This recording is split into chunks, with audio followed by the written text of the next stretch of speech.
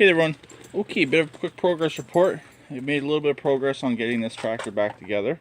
This is obviously the one that was sitting in the corner, and there's the truck right there. It's still sitting up on jack stands, no weight on these tires just yet, but everything's done except for the engine wiring, meaning the charging system, the kill system, the carburetor solenoid. I still got to hook up the oil pressure line. That's just sitting here. That's why this rag's sitting here, and it's actually soaked with oil. Lovely. So I'm gonna have to put oil back in this engine. I didn't think it would leak out unless it was under pressure, but it's not leaking too bad on the ground. So anyways, just gotta do that. This engine needed an oil change anyways, so I guess I'm doing that. But the belt's done as well. The fuel line still has to be done. So there's a few things that need to be done, and this will be done. So I will get back to you when I got more done. Okay, bit of an update. I figured out all the wiring. It's actually very simple. This one here is my headlight circuit. This one here is my kill circuit. And this one here, with two wires coming from the engine, one wire going to the tractor, is double duty. It's putting power back into the system, and it's also providing power for the carburetor solenoid. So that is actually a key on power source, which I'm going to take advantage of that wire and use it as a key on power source for some of my extra accessories I'll be installing. The other tractor had an extra wire going back to the key for the key on power source, and this one here only has 3 wires. So it's going from a 4-wire system to a 3-wire system, and everything seems to be working okay. I did test everything. This one right here is also the wire going out to the headlights. I've already tested that. That is working with the key on, engine running. So everything fired up, no problem. I just wanted to make sure what was what. So I do not want to blow my coils. I don't want to blow fuses. Fuses are simple. Coils, I don't really have any extras of those, and they do get expensive. So, like I said, I've had it running. Everything seems to be okay on the factory side wiring. Now it's time to get into the custom wiring. I got everything pulled apart from the other tractor. I got it all right here.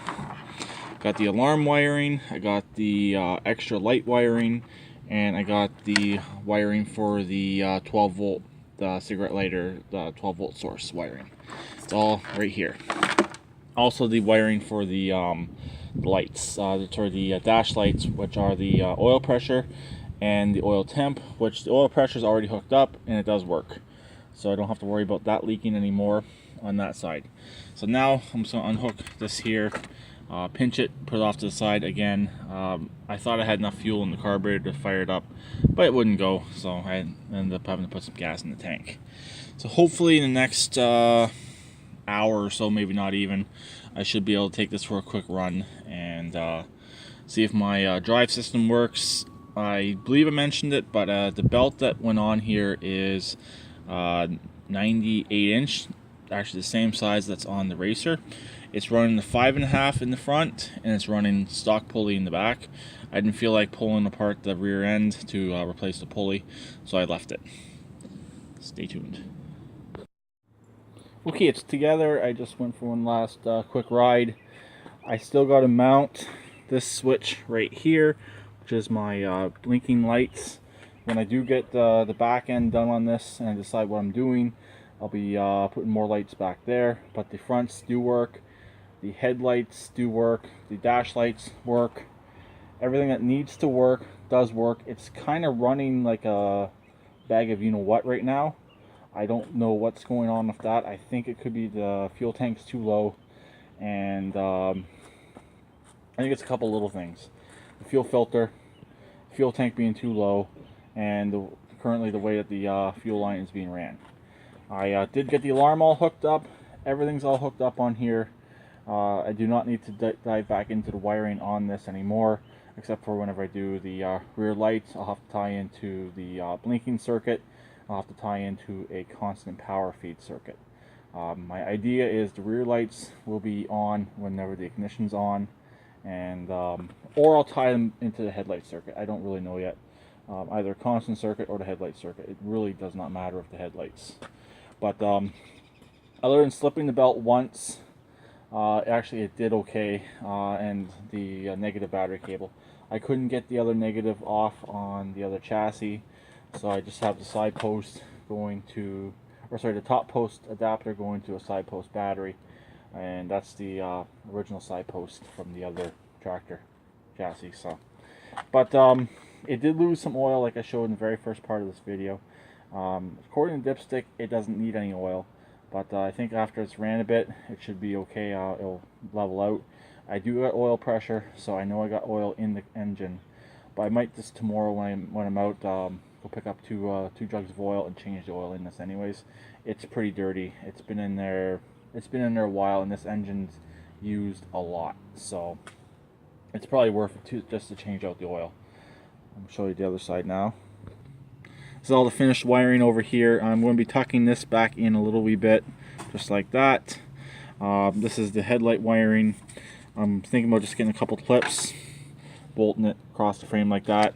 I do have heat shields that need to go back on here, and really that's pretty much it. Also, oh, the fan cover as well, and the alarm box needs to be secured. Other than that, it's done.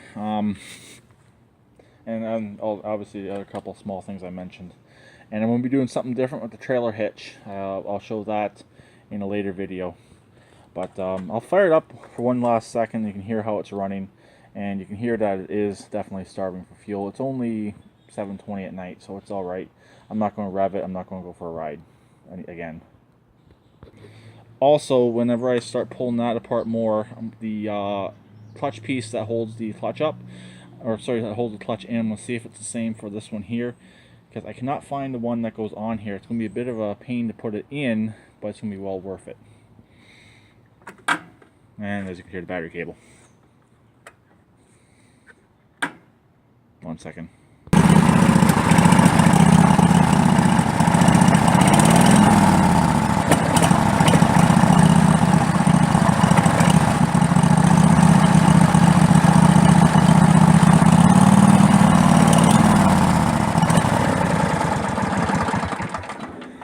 A little bit of adjustment on the cable, a little bit cleaner bolt. It did start up without holding it. So as you can hear, there's a bit of a surge in there when you go to rev it. This engine never used to do that, so I'm thinking it's something in the fuel system. Definitely fuel filter, low fuel in the tank as well. Tank does not have very much in it. I don't want to have very much in it right now until I get everything figured out, get anything up front changed out that might have to be changed. I will be putting a fuel filter on this. Even though I don't like them too much, on the truck never had a fuel filter, so I'm debating on it.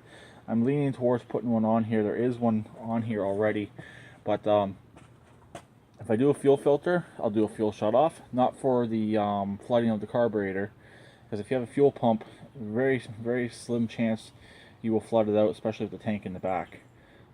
It just won't do it. So I'll probably put a cutoff on there just in case if the fuel filter gets plugged. I can cut the fuel off, pull the fuel filter out, and I'm on the way again. So that's pretty much it. So I'll talk to you later. Please keep riding like always, and please comment.